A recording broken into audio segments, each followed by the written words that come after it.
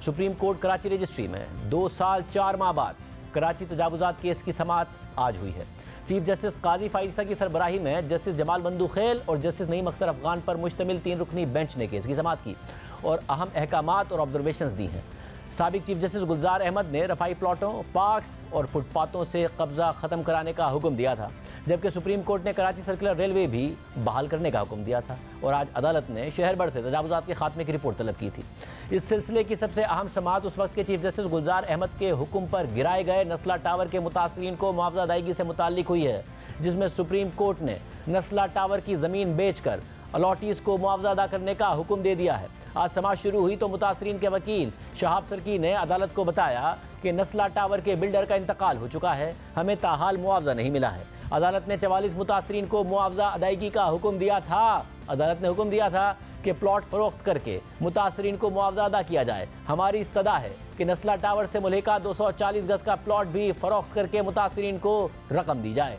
Advocate general Sindh ने बताया कि कमिश्नर ने ज़मीन तहवील में लेकर रिपोर्ट जमा करा दी थी। इस पर अदालत ने हुक्म दिया कि नस्ला टावर के मुतासरीन मिल्कियत की दस्तावेजी शवाहिद के साथ ऑफिशियल असाइनी से रब्ता करें। नस्ला टावर के प्लॉट की मार्केट वैल्यू से मुतालिक भी रिपोर्ट पेश की जाए। अदालत ने नस्ला टावर की ज़मीन फरोख्त का इश्तिहार शाया कराने का हुक्म दे दिया और ये भी हुक्म दिया कि नीलामी में आने वाली बोली की रिपोर्ट भी अदालत में पेश की जाए। अदालत ने सिंधी मुस्लिम कोऑपरेटिव सोसाइटी को नोटिस जारी करते हुए नस्ला टावर से मुल्हिका प्लॉट से मुतालिक तफसीली रिपोर्ट और नस्ला टावर के मरहूम बिल्डर के वर्सा की तफसीलात भी तलब कर ली। 16 जून 2021 को साबिक चीफ जस्टिस गुलजार अहमद ने कराची में शारा फैसल पर कायम नस्ला टावर को गैर कानूनी तौर पर ज़मीन अलॉट होने और लीज ना होने समेत दीगर इल्ज़ामात साबित होने पर गिराने का हुक्म दिया था। 19 जून को जारी होने वाले हुक्मनामे में कहा गया था कि नस्ला टावर में रिहाइश पजीर अफराद को वहाँ से निकाला जाए। इनखला के बाद इमारत गिराने का काम जितनी जल्दी मुमकिन हो सके शुरू किया जाए। नस्ला टावर के मालिकान फ्लैट्स और दुकानों के अलॉटीज़ को 3 माह के अंदर रकम वापस करें। बाद में नस्ला टावर के मालिकान और वकीलों ने सुप्रीम कोर्ट में इस हुक्म पर नजरसानी की दरख्वास्तें दायर की। ताहम 22 सितंबर 2021 को अदालत ने ये दरख्वास्तें मुस्तरद करते हुए कमिश्नर कराची को 1 माह में नस्ला टावर खाली कराने का हुक्म दे दिया था और इसका तफसीली फैसला रवा साल जनवरी में पुरस्रार तौर पर इस्तीफा देने वाले जस्टिस एजाजुल हसन ने तहरीर किया था। साबिक चीफ जस्टिस गुलजार अहमद ने कराची से मुताल्लिक केस में अपने साथ जस्टिस एजाजुल हसन को रखा और फिर इसी बेंच ने नस्ला टावर गिराने का हुक्म दिया, मगर एतराज़ उठा कि जस्टिस एजाजुल हसन तो इसी तरह के एक केस में इस्लामाबाद के ग्रैंड हयात अपार्टमेंट्स को रेगुलराइज करने का हुक्म देने वाले बेंच में शामिल थे। जनवरी 2019 में उस वक्त के चीफ जस्टिस साकिब निसार की सरबराही में कायम 3 रुकनी बेंच ने इस्लामाबाद में 1 कॉन्स्टिट्यूशन एवेन्यू को रेगुलराइज करते हुए ग्रैंड हयात अपार्टमेंट्स पर 17 अरब रुपए का जुर्माना आयद करके इसकी लीज बहाल कर दी थी, जिसे पहले CDA यानी कैपिटल डेवलपमेंट अथॉरिटी और फिर बाद में इस्लामाबाद हाई कोर्ट कई बेज़ाब्तियों की बुनियाद पर मनसूख कर चुकी थी। अहम बात यह है कि ग्रैंड हयात अपार्टमेंट्स में खुद साबिक वज़ीर आज़म इमरान खान, सुप्रीम कोर्ट के एक साबिक जज और ब्यूरोक्रेट समेत कई अहम और बाअसर शख्सियात ने फ्लैट्स खरीद रखे थे और जस्टिस एजाजुल हसन पर इल्ज़ाम था कि जज बनने से पहले वो उसी कंपनी के वकील थे जिसे CDA ने ग्रैंड हयात अपार्टमेंट्स के लिए ज़मीन अलॉट की थी और फिर जब इस अलॉटमेंट का तनाज़ा खड़ा हुआ तो जस्टिस एजाजुल हसन उस बेंच में शामिल थे जिसने इस पर समाअत की और फिर बाद में रिलीफ फराहम कर दिया और फिर यही जस्टिस एजाजुल हसन थे जिन्होंने नस्ला टावर को गैर कानूनी करार देकर मुतासरीन की नजरसानी अपील भी मुस्तरद करने का फैसला लिख दिया।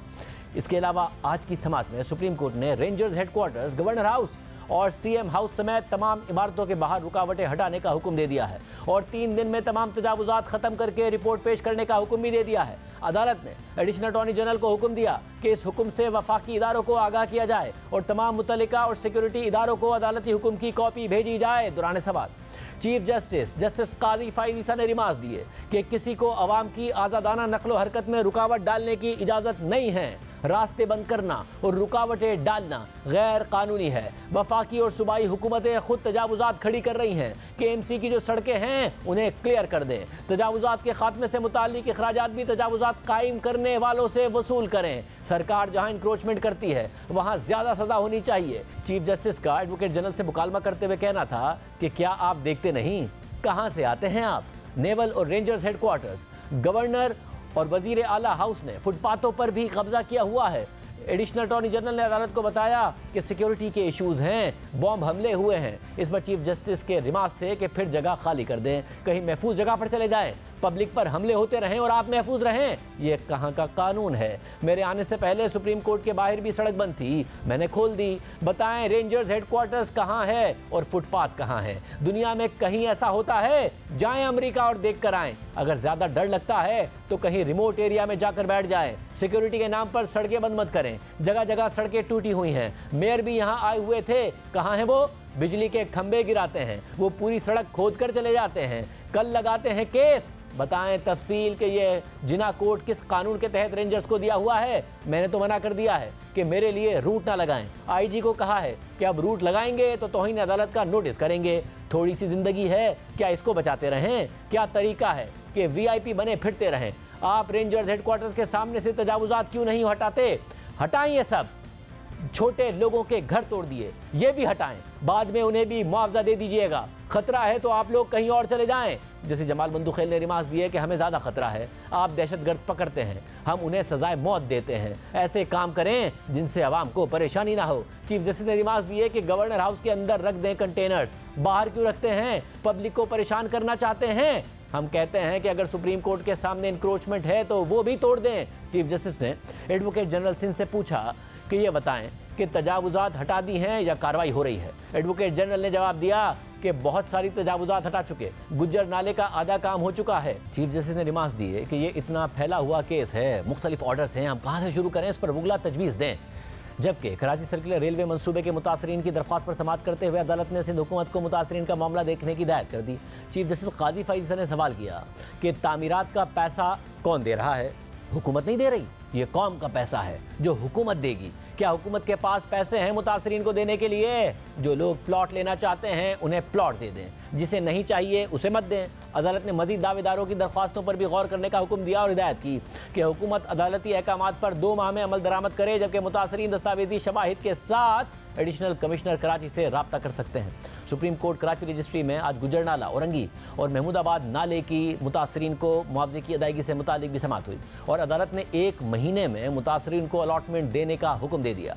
चीफ जस्टिस काजी फैज़ ने समाअत के आगाज़ में एडवोकेट जनरल सिंध से सवाल किया कि अब तक क्या अमल दरामद हुआ है? एडवोकेट जनरल सिंध ने जवाब दिया कि मुतासरीन को 80 गज का प्लॉट और कंस्ट्रक्शन की रकम दे रहे हैं। कंस्ट्रक्शन की रकम का तखमीना पाकिस्तान इंजीनियरिंग काउंसिल से लगवाया जा रहा है। चीफ जस्टिस ने हुक्म दिया कि सिंध हुकूमत इससे मुताल्लिक तमाम मामलात खुद हल करके रिपोर्ट पेश करे। अगर नाले के मजीद मुतासरीन हैं तो 1 महीने में ADC टू साउथ से रुजू करें। एडवोकेट जनरल ने अदालत को बताया कि हुकूमत सिंध ने 6932 खानदानों को 80 गज का प्लॉट मलीर में दिया है। इन घरों की तामीरात के लिए 10 लाख रुपए के अखराजात भी हुकूमत ने मुकर्रर किए हैं। चीफ जस्टिस ने सवाल किया कि नालों से जो घर हटाए वो कानूनी थे या गैर कानूनी थे? ये हुकूमत का पैसा नहीं है, सिंध के लोगों का पैसा है, इसका गलत इस्तेमाल नहीं कर सकते। एडवोकेट जनरल ने कहा कि मुतासरीन पैसे ज़्यादा मांग रहे थे, मुतासरीन की तजवीज़ पर मामला इंजीनियरिंग काउंसिल को भेजा है। चीफ जस्टिस ने रिमार्क दिए कि जो लोग प्लॉट लेना चाहते हैं उनको प्लॉट अलॉट कर दें, जो इंजीनियरिंग काउंसिल का इंतजार करना चाहता है वो इंतजार करे। दौरान समाअत 2 मुतासरीन की जानिब से मुआवजा न मिलने की शिकायत सामने आई तो चीफ जस्टिस ने पूछा कि आपको क्यों मुआवजा नहीं मिला? मुतासरीन के वकला ने बताया कि हमारी बात नहीं सुनी जा रही है। एडवोकेट जनरल ने कहा कि कमिश्नर कराची फोकल पर्सन हैं, शिकायत है तो उनसे रुजू करें। कमिश्नर दस्तावेजात की रोशनी में फैसला करेंगे कि ये मुतासिर हैं या नहीं है। अदालत ने कमिश्नर कराची को मुतासरीन की शिकायत का जायजा लेने का हुक्म देते हुए हिदायत की कि अगर कोई मुतासिर रह गया है तो उसकी शिकायत सुनी जाए और किसी का हक बनता है तो इसे मुआवजा दिया जाए। अगर कोई अलॉटमेंट नहीं ले रहा तो उनको अलग करें। सुप्रीम कोर्ट में आज कराची की एक कसीरुल मंजिला इमारत तिजोरी हाइट्स के मुतासरीन को मुआवजे की अदायगी के केस की समाअत भी हुई, जिसके बिल्डर का नाम सामने ना आने पर चीफ जस्टिस काजी फैज़ साहब बरहम हो गए और रिमार्क दिए कि कोई ये नहीं बता रहा कि क्लाइंट का नाम क्या है। तिजोरी हाइट्स प्रोजेक्ट किसका है? तिजोरी हाइट्स के वकील आबिद जुबैरी ने जवाब दिया कि तिजोरी हाइट्स का प्लॉट गवर्नर सिंध की अहलिया के नाम पर था। चीफ जस्टिस ने इस पर सवाल किया कि तो फिर नोटिस गवर्नर हाउस भेजें या कहां भेजें? मालिक को ही मुतासरीन का पैसा देना है, कम से कम इखलाकी तकाजा तो है कि आप मुतासरीन को पैसे दें। वकील ने कहा कि मुझे क्लाइंट से हिदायत लेने दें, कुछ वक्त दिया जाए। चीफ जस्टिस ने रिमार्क दिए कि 3 साल हो गए हैं, ये आज का ऑर्डर तो नहीं है, क्या करें? तौहीन अदालत का नोटिस भेजें? क्या आप चाहते हैं कि तौहीन अदालत का नोटिस भेजें? वकील आबिद जुबैरी ने कहा कि मैं इस दरख्वास्त में वकील नहीं था, मुझे टाइम दिया जाए। इस पर चीफ जस्टिस ने रिमार्क दिए कि निकालें आबिद जुबैरी साहब का वकालतनामा, हमारे पास सारा रिकॉर्ड मौजूद है। अदालत ने 3 माह में मुतासरीन को मुआवजा अदा करने का हुक्म दिया था, लोगों को तंग तो ना करें। बिल्डर के वकील ने कहा कि मुतासरीन को मुआवजा अदा किया जा चुका। जो रह गए हैं उन्हें भी दे देंगे। हमने नजरसानी की दरख्वास्त दायर कर रखी है। चीफ जस्टिस ने रिमार्क दी है कि जब मुतासरीन को मुआवजा दे रहे हैं तो दरख्वास्त कैसे काबिल समात है। बिल्डर के वकील नजरसानी की दरख्वास्त के काबिल समात होने पर मुतमईन करें। इसके बाद अदालत ने नजरसानी की दरख्वास्त पर नंबर दर्ज करने की हिदायत करते हुए पाकिस्तान रेलवे को नोटिस जारी कर दिया। इस हवाले से गवर्नर सिंध कामरान टिसोरी के तर्जुमान ने एक बयान में कहा है कि तिजोरी हाइट्स का गवर्नर सिंध या उनकी अहलिया से कोई ताल्लुक नहीं है। इस सिलसिले में चलने वाली खबरें बेबुनियाद और हकाइक के मुनाफी हैं। इस तरह की खबरें फैलाने वालों के खिलाफ कानूनी कार्रवाई की जाएगी।